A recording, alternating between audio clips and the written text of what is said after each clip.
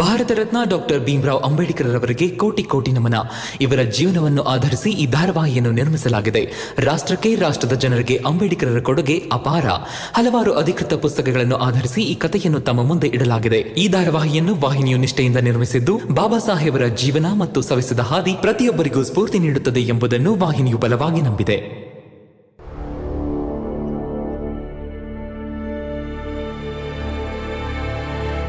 ಅಯ್ಯೋ ಮೂರ್ತಿ, ನಮಸ್ತೆ ಭೀಮಣ್ಣ. ನಮಸ್ತೆ ನಮಸ್ತೆ. ಏನ್ ತರಕ್ ಹೋಗಿದ್ರಿ ಬೆಳಗ್ಗೆ? ಹಾಲು ಮತ್ತೆ ತರಕಾರಿ ತರಕ್ ಹೋಗಿದ್ದೆ ಭೀಮಣ್ಣ. ಒಳ್ಳೇದು. ಸರಿ, ಸಂಜೆ ಸಿಗ್ತೀನಿ. ಸರಿ ಭೀಮಣ್ಣ.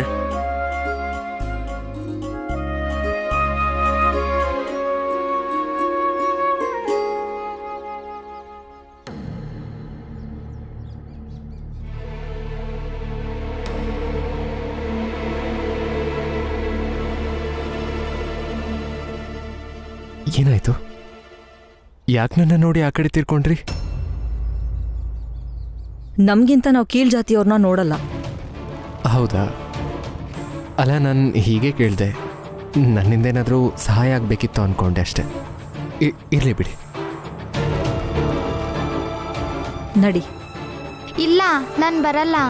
ನಡೀರಿ, ಮನೆಗೆ ಹೋಗೋಣ. ಹೇಳಿದಷ್ಟು ಕೇಳಷ್ಟೇ.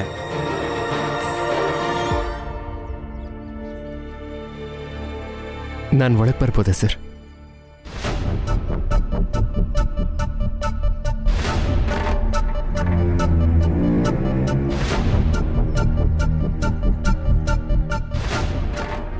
ಭೀಮರಾವ್ ಈ ಹೋರಾಟ ಗೆದ್ಬಿಟ್ಟಿದ್ದಾನೆ.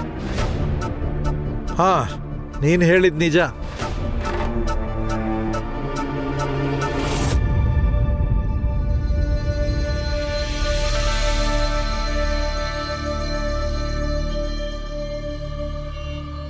ಮ್ಯಾನೇಜರ್ ಸಾಹೇಬ್ರೆ, ಏನ್ ಮಾಡ್ತಿದ್ದೀರಾ? ಭೀಮರಾವ್ಗೆ ಸೋಲಿನ ರುಚಿ ತೋರಿಸ್ತೀನಿ ಅಂತಿದ್ರಿ. ಇಲ್ಲಿ ನೋಡಿದ್ರೆ ಉಲ್ಟಾ ನಡೀತಿದೆ. ಹೂವು ಕೊಟ್ಟು ಸೋಲಿನ ರುಚಿ ತೋರಿಸ್ತೀರಾ?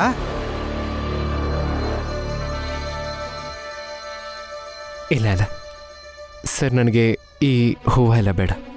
ನಿನಗೆ ಅವನ್ ಕೊಡ್ತಿದ್ದಾನೆ, ತೋರಿಸ್ತಿದ್ದೀನಿ ಅಷ್ಟೇ. ಆಸ್ಪತ್ರೆಗೆ ಹೋಗ್ತಿದ್ದೀನಿ, ಮೇಘನಾಥ್ ಅವ್ರ ಮಗನ್ ನೋಡ್ಕೊಂಡು ಬರಕ್ಕೆ. ನಿನ್ನ ಹತ್ರ ಕೇಳ್ತಿದ್ದೀನಿ, ನೋಡ್ಕೊಂಡು ಬರಕ್ಕೆ ಹೂ ಸಾಕ ಸಾಲ್ದ ಅಂತ.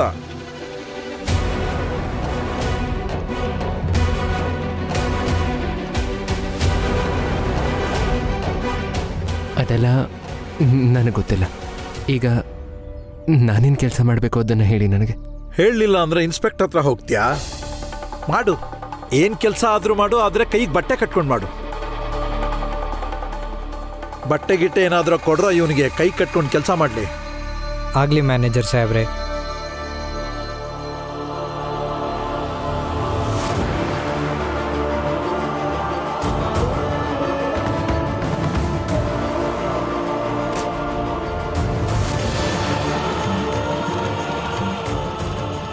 ತಗೋ, ಎತ್ಕೋ ಇದನ್ನ.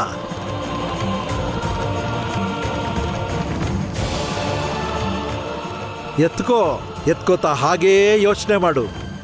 ಮೇಲಧಿಕಾರಿ ಬರೀ ನಿರ್ಧಾರ ಕೊಡಕ್ ಸಾಧ್ಯ. ಆ ನಿರ್ಧಾರನ ಜಾರಿ ಮಾಡೋರು ಯಾರು?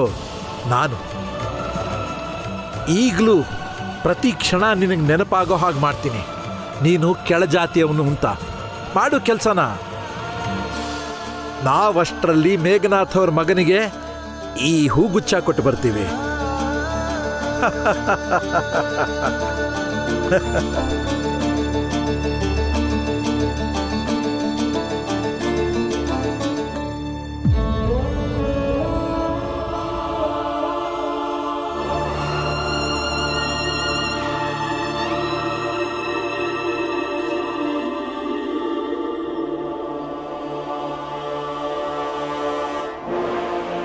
ನೀವು ಅದೇ ಡೈರಿ ಬರೀತಿರಲ್ಲ, ಅದನ್ನ ಬರೀ ಡೈರಿ ಅಂತಾನೆ ಬರಿಬೇಡಿ.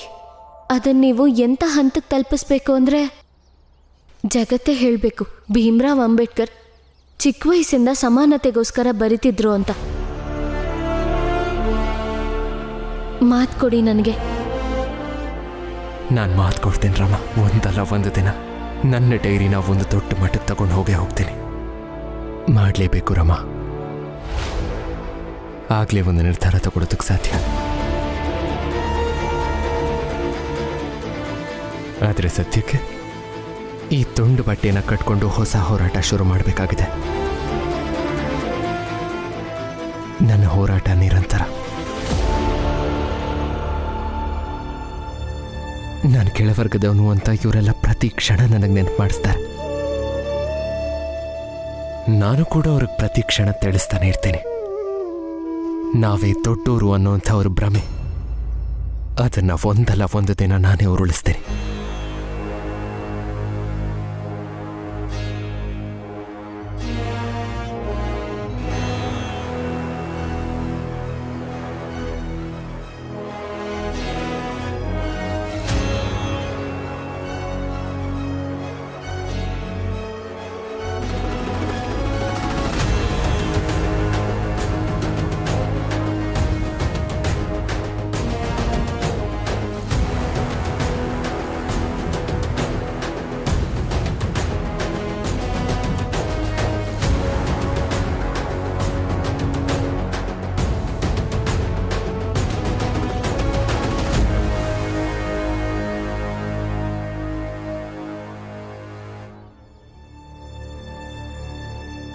ಅಪ್ಪ ನನ್ನನ್ನು ಇಲ್ಲಿಗೆ ಬಿಟ್ಟು ಎಲ್ಲಿ ಹೋದ್ರೋ ಗೊತ್ತಾಗ್ತಿಲ್ಲ.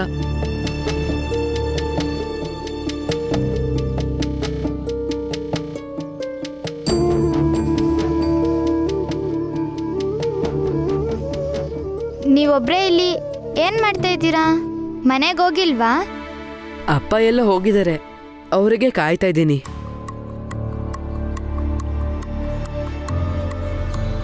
ಅಲ್ಲಿ ನೋಡಿ, ಅವರಿಬ್ಬರ ಮಧ್ಯ ಸ್ನೇಹ ಬೆಳೀತಾ ಇದೆ. ಇದು ನಮ್ಮ ಪಾಲಿಗೆ ತುಂಬ ಒಳ್ಳೆ ಸುದ್ದಿ. ಒಳ್ಳೇದಲ್ವಾ? ನಿಮ್ಮ ಮಗಳು ಪದ್ಮ ಚುರುಕಾಗಿದ್ದಾಳೆ. ಕೊಟ್ಟಿರೋ ಅರ್ಧ ವರದಕ್ಷಿಣೆ ದುಡ್ಡನ್ನ ಖರ್ಚು ಮಾಡದೇ ಇದ್ದಿದ್ರೆ ಯಾವತ್ತೂ ಈ ಮದ್ವೆ ಮಾಡ್ಕೊಳ್ಳೋದಕ್ಕೆ ನಾವು ನಮ್ಮ ಮಗಳ ಹತ್ರ ಈ ಥರ ನಾಟಕ ಆಡಿಸ್ತಿರ್ಲಿಲ್ಲ. ಕೂತ್ಕೋ.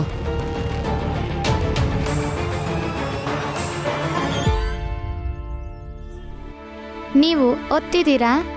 ಹಾ, ನನಗೂ ಇಷ್ಟ ಇದೆ ಓದಕ್ಕೆ, ಆದರೆ ಓದಕ್ಕಾಗಲಿಲ್ಲ.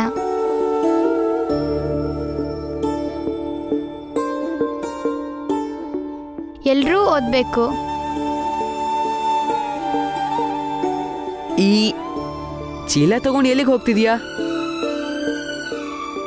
ನಾಳೆ ಬೆಳಗ್ಗೆ ಅಪ್ಪ, ಅಮ್ಮ ಮತ್ತು ನಾನು ಬೊಂಬಾಯಿಯಿಂದ ಬೇರೆ ಊರಿಗೆ ಹೋಗ್ತಾ ಇದ್ದೀವಿ. ನಾವು ಹೇಗೆ ಹೇಳ್ಕೊಟ್ಟಿದ್ದೀವೋ ಹಾಗೆ ಹೇಳ್ತಿದ್ದಾಳೆ.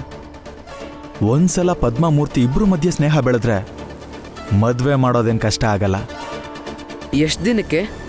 ಮತ್ತೆ ವಾಪಸ್ ಬರಲ್ಲ. ಆದ್ರೆ ಯಾಕೆ? ನೀವು ಮದುವೆಗೆ ಬೇಡ ಅಂದ್ರಲ್ವಾ, ಅದಕ್ಕೆ ಅಪ್ಪ ಹೇಳಿದ್ರು ನಾವಿಲ್ಲಿ ಇರೋದು ಬೇಡ ಅಂತ. ನೀವು ಓದಬೇಕು ಅಂತ ತಾನೇ ಮದುವೆಗೆ ಬೇಡ ಅಂದಿದ್ದು. ಮದುವೆ ಆದಮೇಲೆ ಬೇಕಾದರೂ ಓದ್ಬೋದು.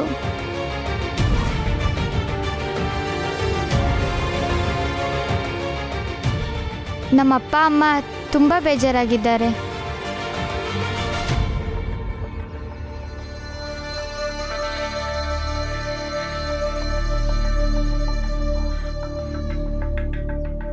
ಮೂರ್ತಿ, ನಡಿ.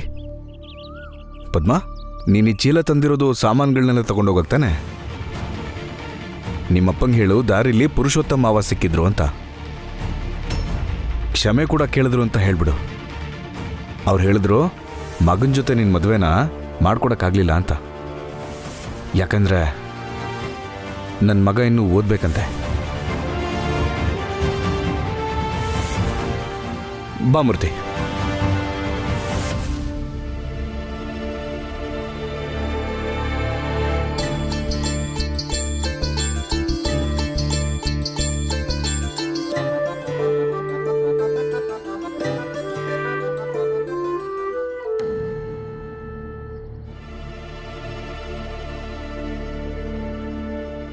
ಪದ್ಮಾ, ಹೋಗೋಣವಾ? ನನ್ಗೆ ಯಾಕೆ ಸುಳ್ಳು ಹೇಳಕ್ಕೆ ಹೇಳಿದ್ರಿ ಇವ್ರ ಹತ್ರ? ಅಪ್ಪ ಅಮ್ಮ ಏನು ಹೇಳ್ತಾರೋ ಅದನ್ನೇ ಮಾಡಬೇಕು. ನಡಿ.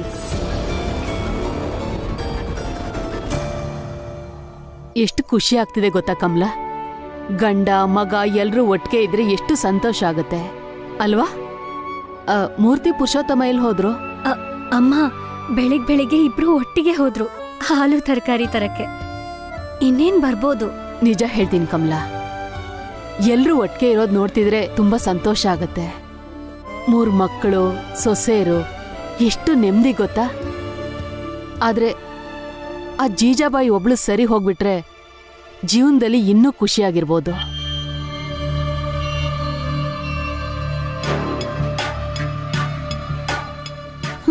ಅದ್ಯಾವತ್ತೂ ಸರಿ ಹೋಗಲ್ಲ. ಯೋಜನಾ ಸಿದ್ಧವಾಗಿದೆ ಮುದುಕಿ. ನಿಮ್ಮ ಮನೇಲಿ ಇನ್ನೇನು ಸಿಡಿಯತ್ತೆ? ಭೀಮನ್ ಕೆಲ್ಸಕ್ಕೋಸ್ಕರ ಅಲ್ವಾ ಇಷ್ಟೆಲ್ಲ ನಾಟಕ ಆಡಿದ್ದು. ಈ ಕೆಲ್ಸದ ನಾಟಕನೇ ಮುಂದೆ ಹೇಗೆ ಮುಂದುವರಿಯತ್ತೆ ಅಂತ ನೋಡ್ತಿರು. ಮೊದಲು ಲಕ್ಷ್ಮಿಗೆ ಕರುಣಾಗೆ ಕೆಲಸ ಸಿಗ್ಲಿ ಸಾಕು. ಹೌದು ಕಮಲ, ಇದನ್ ಹೇಳು, ಮದ್ವೆ ಕತೆ ಮುಗೀತೋ ಇನ್ನೂ ಇಲ್ವೋ ನಿಮ್ಮನೇಲಿ? ಹಾ ಅಮ್ಮ, ಆ ಕತೆ ಮುಗೀತು. ಇನ್ಮೇಲೆ ಮದ್ವೆ ಮಾತ್ ಖಂಡಿತ ಬರಲ್ಲ. ಸರಿ, ಒಳ್ಳೇದೇ ಆಯ್ತು. ಮೂರ್ತಿ,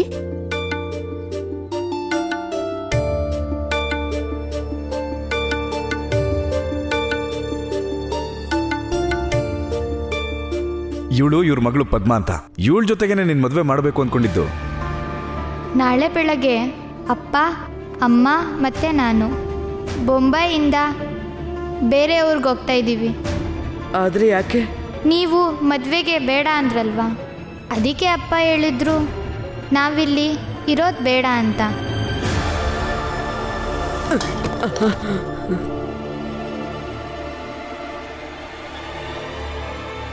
ಮೂರ್ತಿ, ಮೂರ್ತಿ,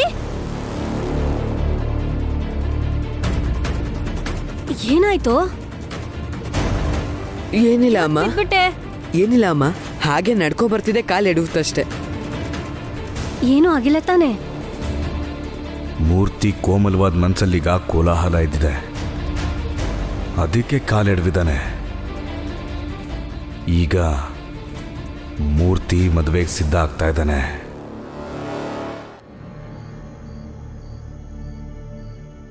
ಆಫೀಸ್ನಲ್ಲಿ ಮ್ಯಾನೇಜರ್ ಏನು ಹೇಳಿದ್ರು ಅದು ಸರಿಯಾಗಿ ಇತ್ತಲ್ವ?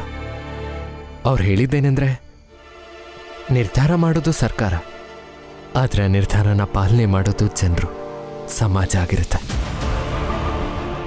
ಈ ಸರ್ಕಾರಿ ಅಧಿಕಾರಿಗಳು ಜನರ ಮಧ್ಯೆ ಹೋಗಿ ಅವರನ್ನ ಬಲವಂತ ಮಾಡಿ ಇದೇ ನಿರ್ಧಾರನ ಒಪ್ಕೋಬೇಕು ಅಂತ ಹೇಳೋದಕ್ಕಾಗಲ್ಲ. ಆದ್ರಿಂದ ಯಾವುದೇ ಬದಲಾವಣೆ ಆದರೂ ಅದು ಸಮಾಜದ ಬುಡದಿಂದಲೇ ಆಗಬೇಕು.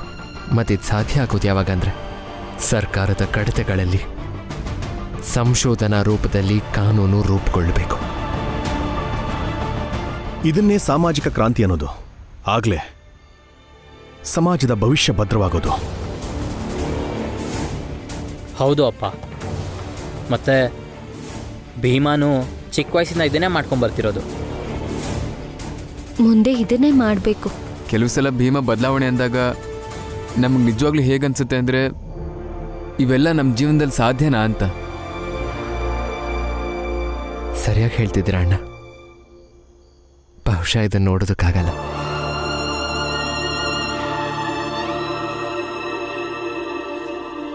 ಯಾಕಂದ್ರೆ ಇವತ್ತು ಆಫೀಸ್ನಲ್ಲಿ ನನ್ನ ಕೀಳಾಗಿ ನೋಡೋರು, ಹೀಯಾಳಿಸೋರು 3 ಜನ ಇದ್ರು. ಆದರೆ ನಾನು ಒಬ್ಬನೇ.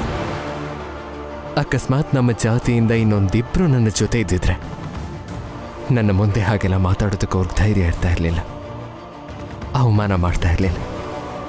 ಆದ್ದರಿಂದ ನನಗನ್ಸೋ ಪ್ರಕಾರ ಸಂಖ್ಯಾಬಲದಲ್ಲೂ ನಾವು ಸದಾ ಮುಂದಿರಬೇಕಾಗತ್ತೆ. ಎಲ್ಲೆಲ್ಲಿ ಕೆಳವರ್ಗದವ್ರನ್ನ ನಿಷೇಧ ಮಾಡುವಂಥ ಸಂಸ್ಥೆ, ಸರ್ಕಾರಿ ಕಚೇರಿಗಳಿರುತ್ತೋ ಅಲ್ಲಲ್ಲೇ ತಮ್ಮ ಯೋಗ್ಯತೆಗೆ ಅನುಸಾರವಾಗಿ ನಮ್ಮ ಜಾತಿಯ ಜನರು ಕೆಲಸಕ್ಕೆ ಸೇರ್ಕೋಬೇಕು. ಆಗಲೇ ಅವರು ನಮ್ಮ ಬಗ್ಗೆ ಕೆಟ್ಟದಾಗಿ ಮಾತಾಡೋದಕ್ಕೆ 100 ಸಲ ಯೋಚನೆ ಮಾಡ್ತಾರೆ.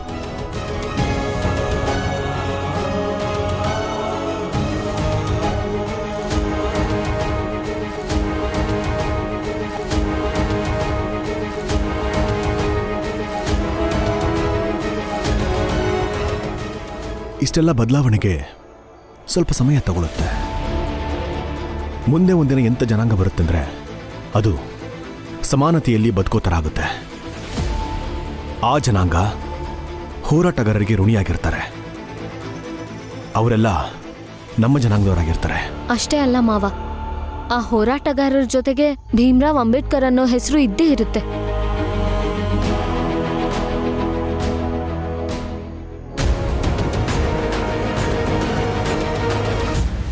ರಮಾ, ನನ್ನ ಹೆಸರು ಇರುತ್ತೋ ಬಿಡುತ್ತೋ ಅನ್ನೋದು ಯಾವುದೋ ನನಗೆ ಬೇಕಾಗಿಲ್ಲ. ಆದರೆ ಹೌದು, ನನ್ನ ಗುರಿ ಒಂದೇ ಇರೋದು, ನಮ್ಮ ಜಾತಿ ಜನರಿಗಾಗಿ ನನ್ನ ಜೀವನನ ಅರ್ಪಣೆ ಮಾಡಬೇಕು.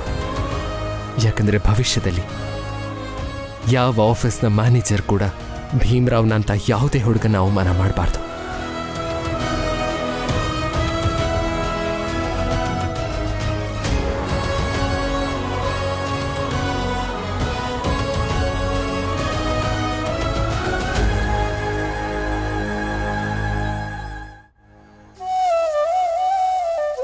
ಇವಳು ಇವ್ರ ಮಗಳು ಪದ್ಮ ಅಂತ. ಇವಳ ಜೊತೆಗೇನೆ ನಿನ್ ಮದ್ವೆ ಮಾಡಬೇಕು ಅಂದ್ಕೊಂಡಿದ್ದು.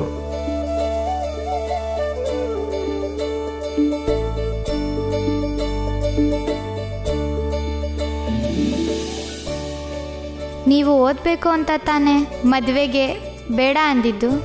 ಮದುವೆ ಆದ್ಮೇಲೆ ಬೇಕಾದರೂ ಓದ್ಬೋದು.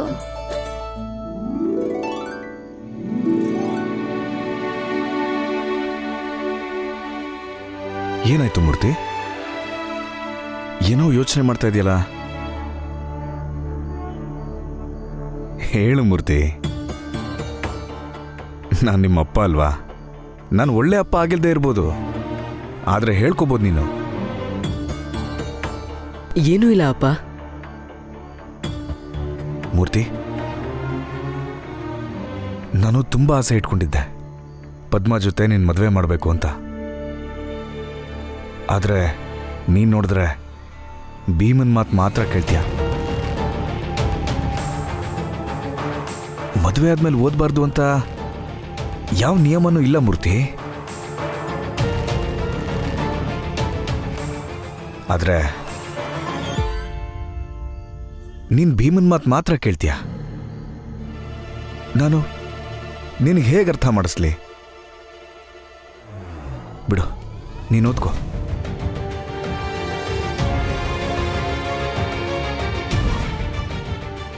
ಅಂದಹಾಗೆ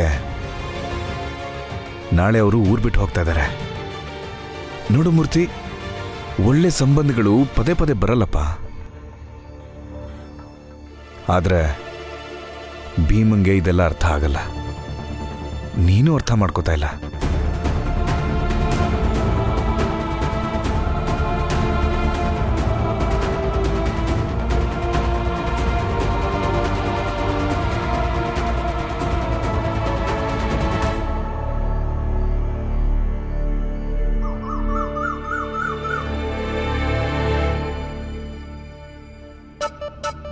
ಮೂರ್ತಿ ಒಬ್ಬ ಮದುವೆಗೆ ಒಪ್ಪಿದ್ರೆ ಸಾಕು, ಕೆಲಸ ಆದಂಗೆ.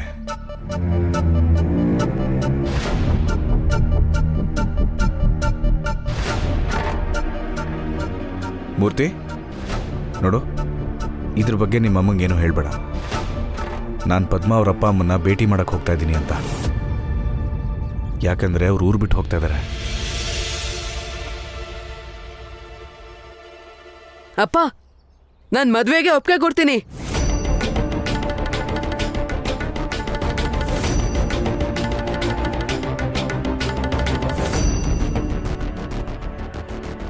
ಏನ್ ಹೇಳ್ದೆ? ಹಾ ಅಪ್ಪ, ಮದುವೆ ಆಗೋದಕ್ಕೆ ನಾನು ತಯಾರಾಗಿದ್ದೀನಿ.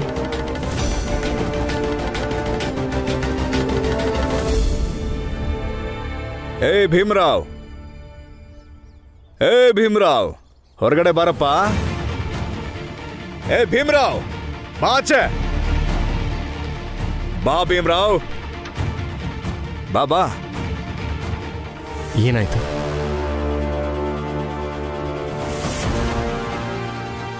ಅರೆ ಮೂರ್ತಿ, ನನ್ನ ಹತ್ರ ಹೇಳಿದ್ದನ್ನ ನಿನ್ ಭೀಮಣ್ಣಗೂ ಹೇಳು.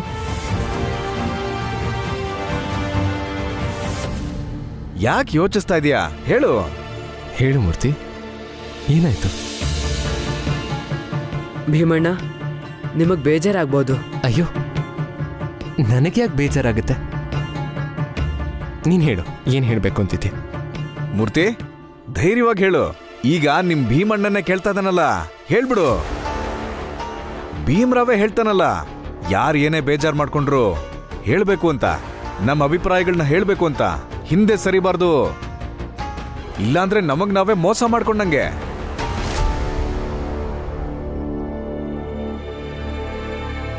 ಭೀಮಣ್ಣ, ನಾನು ಮದುವೆ ಮಾಡ್ಕೊಳ್ಳೋದಕ್ಕೆ ಒಪ್ಪಿಗೆ ಕೊಟ್ಟಿದ್ದೀನಿ. ಏನು?